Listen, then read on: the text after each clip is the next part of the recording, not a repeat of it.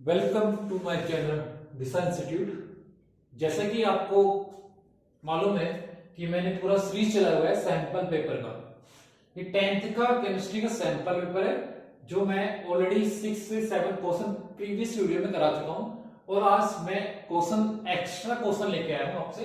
तो मेरा first question है which of the following is correct, यानी अब ये आपको बताओगे कि इसमें से कौन सा करेक्ट है। तो आप देख सकते हो कि ये रिएक्शन क्या है, एक आयन दूसरे आयन को डिस्प्लेस करता है, यानी कि all of these are the displacement reaction, यानी सिंगल डिस्प्लेसमेंट रिएक्शन है। आप देख सकते हो Zn और कॉपर, यानी कॉपर ने Zn का प्लेस लिया और Zn ने कॉपर का प्लेस लिया। तो हमें ये बिल्कुल मालूम है कि ये प्लेस हुए। अब मैंने इसके लिए आपको रिएक्टिविटी सीरीज पढ़ाया हुआ है जो कि आपको ये बिल्कुल है कि करीना ने कार मांगी एल्टो जैन फरारी। ठीक है, करीना क्या है, ने कार मांगी एल्टो जैन फरारी, प्रभु हमारा कब होगा, चांदी का या फिर सोने का। यानी अगर मैं कहूं ये आपकी रिएक्टिविटी सीरीज है, रिएक्टिविटी सीरीज से इस टाइप के क्वेश्चन आपके हो जाएंगे। अगर मैं आपसे कहूं कैल्शियम है तो कैल्शियम इन सभी को डिस्प्लेस कर सकता है, कैल्शियम इसके भी सल्फेट इसके भी कार्बोनेट को डिस्प्लेस कर सकता है, बट अगर अपने ऊपर जो हाई रिएक्टिव है उसको डिस्प्लेसमेंट नहीं करेगा। तो आप देख सकते हो पहले Zn जो आता है कॉपर के नीचे ऊपर आ रहा है, देखो Zn है और ये रहा कॉपर, यानी कि ये सही है कि ये डिस्प्लेस इसको कर सकता है। Zn इसको डिस्प्लेस कर सकता है, आयरन को डिस्प्लेस कर सकता है, Pb को डिस्प्लेस कर सकता है, हाइड्रोजन को कर सकता है, कॉपर को, Hg को, सोना और चांदी को डिस्प्लेस कर सकता है। Now second is what, Zn, ये क्वेश्चन नंबर बी। अब आप देख सकते हो कि ये मेरे पास क्या है, सिल्वर। अब सिल्वर का प्लेस देखो, सिल्वर किसको प्लेस कर सकता है, ओनली गोल्ड को कर सकता है, ये इसको नहीं कर सकता। ठीक है, इसके साथ मैंने किया कॉपर, यानी ये कभी भी इसको डिस्प्लेस नहीं कर पाएगा। तो यही रिएक्शन का आपका ऑप्शन होना चाहिए, option B is the correct answer. I hope आपको ये क्वेश्चन समझ में आया होगा। नाउ अब मैं प्रोसीड करता हूं सेकंड क्वेश्चन पर।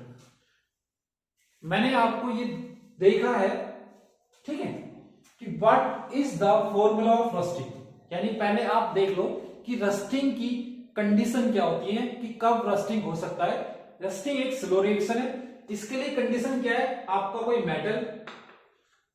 मेटल हो, presence of oxygen and the moisture is of water का जनरल फॉर्मूला होता है H2O, यानी कि जब मेटल और ऑक्सीजन कंबाइन करेंगे तो क्या करेंगे, Fe2 किस फॉर्म में बनाएंगे, Fe2O3। अब जो ये वाटर का होगा ये होगा आपका N वाटर मॉलिक्यूल्स, यानी कि वो ये जो होगा वो आपका अननोन होगा। ठीक है, आपने इसकी ऑक्सीडेशन आपको पता है वो 3 होती है, तो इससे आप इजीली निकाल सकते हो कि इसमें से आप ये देखो कि अब ऑप्शन आपको मैच करना है Fe2O3 XH2, या तो X हो या आपको N हो, तो यही ऑप्शन आपका सही है। अब देखो ये ऑप्शन क्यों सही नहीं है, Fe2OX 2 वाटर मॉलिक्यूल्स, यानी कि इसमें क्या क्या है आपको स्पेसिफाई किया 2 वाटर मॉलिक्यूल्स, जो कि ऑप्शन क्या है, गलत है। ये इसलिए गलत है क्योंकि यहां पे आपका क्या है, कोई भी स्पेसिफाई नहीं है, 1 मोल आपने लिया हुआ है और ये स्पेसिफाई है कि X अननोन लिया है आपने आयरन। आई होप आपको ये क्वेश्चन क्लियर होगा। आप वीडियो तो देखते हो, लाइक भी कर दो प्लीज बेटा। My dear student, please subscribe this channel to getting more video. आपको ये मैं 100% कहता हूं कि आपको ये जरूर हेल्प करेगी आपके 10th में बोर्ड में देने के लिए और आपका बेस स्ट्रॉन्ग करने के लिए ये आपके लिए बहुत यूजफुल है।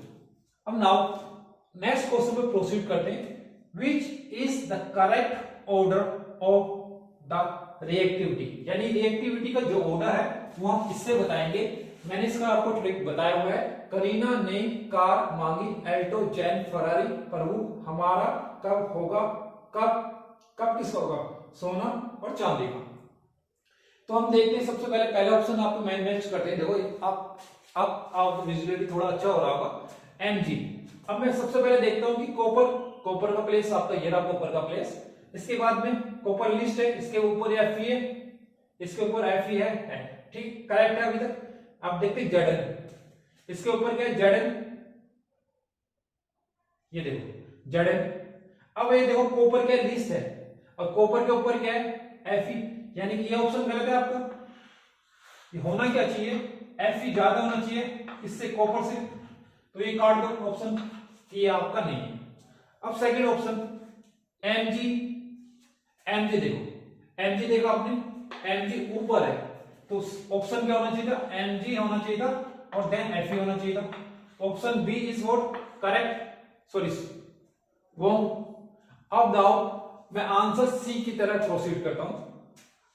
अब देखोगे Mg ऊपर है, ठीक है, Mg रहा, Mg के बाद है आपका Zn, ठीक है, या Mg के बाद है आपका Zn जो इसको डिस्प्लेस कर सकता है, then Fe and the copper.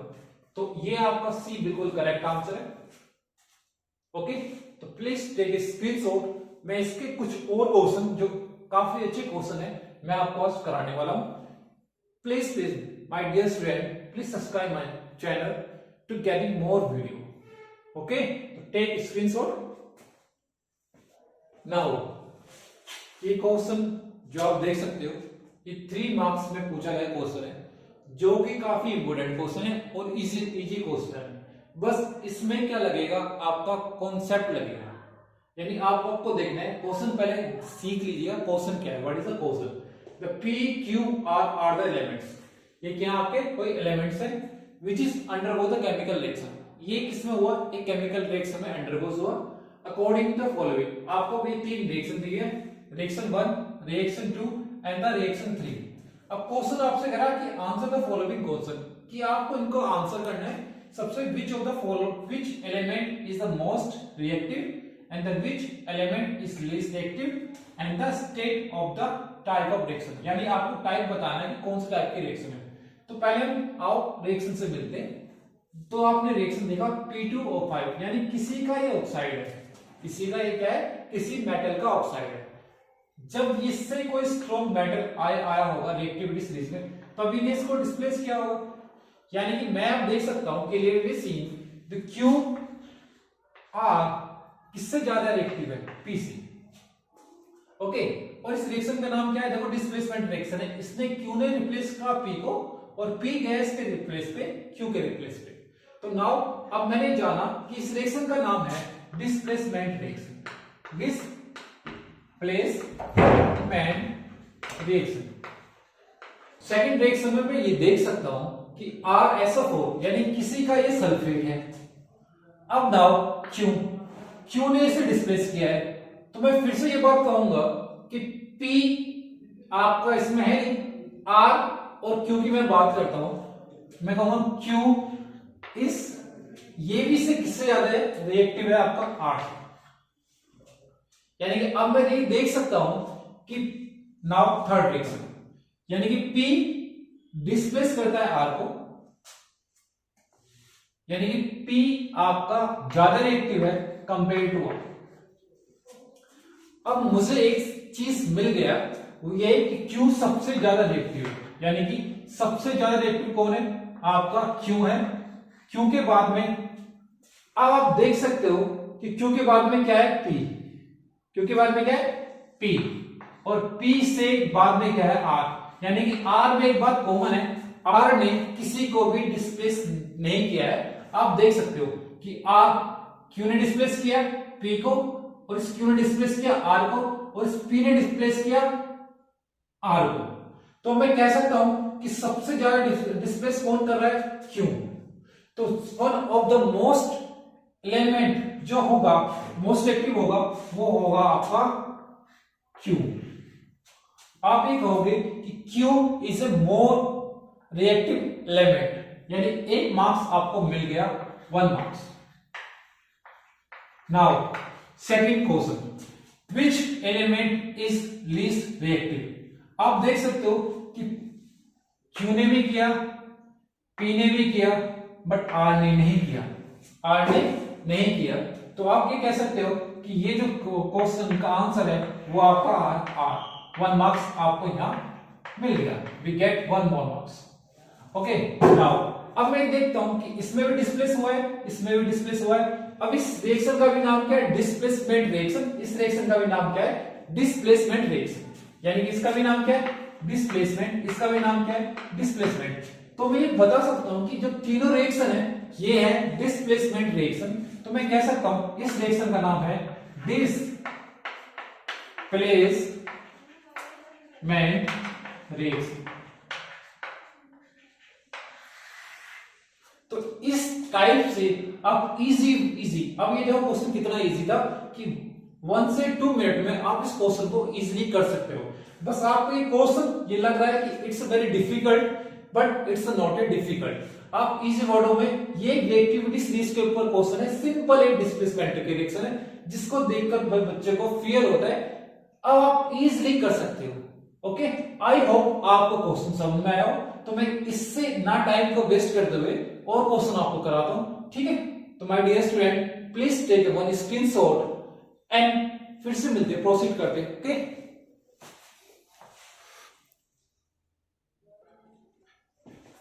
Now फिर से मैं एक क्वेश्चन लेके आया हूं जो कि 3 मार्क्स का है। आप देखोगे कि on heating the blue colour powder, आपने देखा होगा जितने भी कॉपर के कंपाउंड्स हैं वो जनरली आपको ब्लू मिलेंगे। Copper nitrate is the boiling tube and the copper oxide and the oxygen and the x gas is release. तो आपसे क्वेश्चन वो पूछ रहा है, वो कह रहा है कि जनरली वो आपसे कह रहा है कि मैंने कॉपर नाइट्रेट को लिया और मैंने कॉपर नाइट्रेट को हीट करा तो मुझे क्या क्या प्रोड्यूस हुआ? मुझे प्रोड्यूस हुआ है copper oxide, oxygen and other gas produce हुई है। उसका नाम आपसे पूछा गया है। तो पहले पूछा गया आपको लिखना है write the balance chemical reaction and second में identify the brown gas is जो आपका निकला है, रिलीज हुआ है। तो थर्ड में identify the type of the reaction. तो मैं स्लोली इसको बिल्कुल आराम से आपको सोल्व कराऊंगा। तो सबसे पहले देखते हैं कि जब भी आप किसी नाइट्रेट को हीट करोगे, किसी भी नाइट्रेट को आप हीट करो, मान लो पहले मैं एग्जांपल लेके चलता हूं कॉपर को, यानी कॉपर NO3, यानी सेकंड स्टेट में दिया हुआ है। तो ये नाइट्रेट जो मिलेगा आपको NO3, उसकी 1 नेगेटिव चार्ज उसके पास होगा, ये होता है आपका nitrate. Okay, now copper have 2 positive charge, तो इसलिए मैंने नाइट्रेट का होल ट्वाइस दिया है। आपको ये बात समझ में आया हो? तो इसलिए ये क्या पॉजिटिव चार्ज जितना पॉजिटिव होना चाहिए उतना नेगेटिव होना चाहिए, इसलिए बैलेंस है। नाउ जब भी मैं किसी भी नाइट्रेट को क्या करता हूं, हीट करता हूं, तो जनरली आपको क्या प्रोड्यूस करता है? NO प्रोड्यूस करता है। और Na2 के बाद इसी का oxide generally COO and O2। तो ये कुछ ऐसा फिनोमेना रहा होगा। तो सबसे पहली बात आपको बैलेंस द केमिकल रिएक्शन लिखना है। क्या लिखना है? बैलेंस करना है इस केमिकल रिएक्शन को। तो आप देख सकते हो कि कॉपर आपके पास कितना है? 1।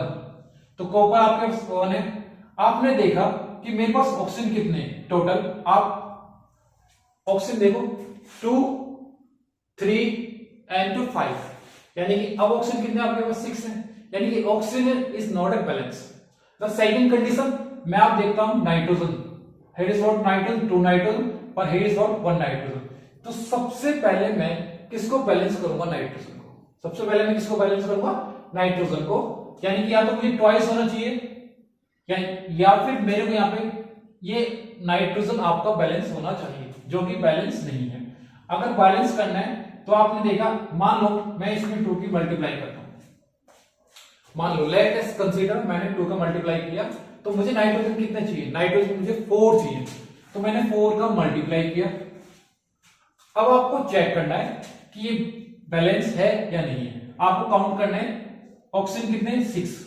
क्या ऑक्सीजन मेरे पास 6 है? ऑक्सीजन मेरे पास कितने? 6 मल्टीप्लाई 12। क्या मेरे पास ऑक्सीजन 12 है? तो मैं आई चेक करते हैं 8 ऑक्सीजन। 4 की अगर मैं 2 में मल्टीप्लाई करूंगा 8 to 10 11, यानी कि ऑक्सीजन अभी भी मेरे पास बैलेंस नहीं है। अब मैं चेक करता हूँ कॉपर। कॉपर मेरे पास कितना 2, तो कॉपर भी मेरे पास कितना चाहिए 2। अब आप देख सकते हो कि कॉपर भी मेरे पास 2 है, यानी कि कॉपर Cu मेरे पास 2 है रिएक्टेंट में, और प्रोडक्ट में Cu मेरे पास कितना 2। अब मैं देखूंगा ऑक्सीजन, मेरे पास कितना ऑक्सीजन टोटल 12। आपको देखना है 2 3 6 एंड द 6 2 12। क्लियर। नाइट्रोजन मेरे पास कितना है, नाइट्रोजन 2 है, तो मेरे पास 2 2 4, सॉरी 2 2 4। तो आप देख सकते हो कि नाइट्रोजन मेरे पास कितना है 4। नाइट्रोजन बैलेंस है, ऑक्सीजन, अब ऑक्सीजन में काउंट कीजिएगा 4 2 8, 8 और 2 10 एंड 10 और 2 12।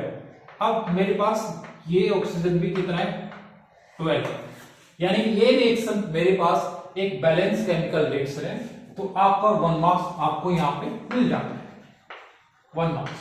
ओके, नाउ आगे प्रोसीड करते हैं।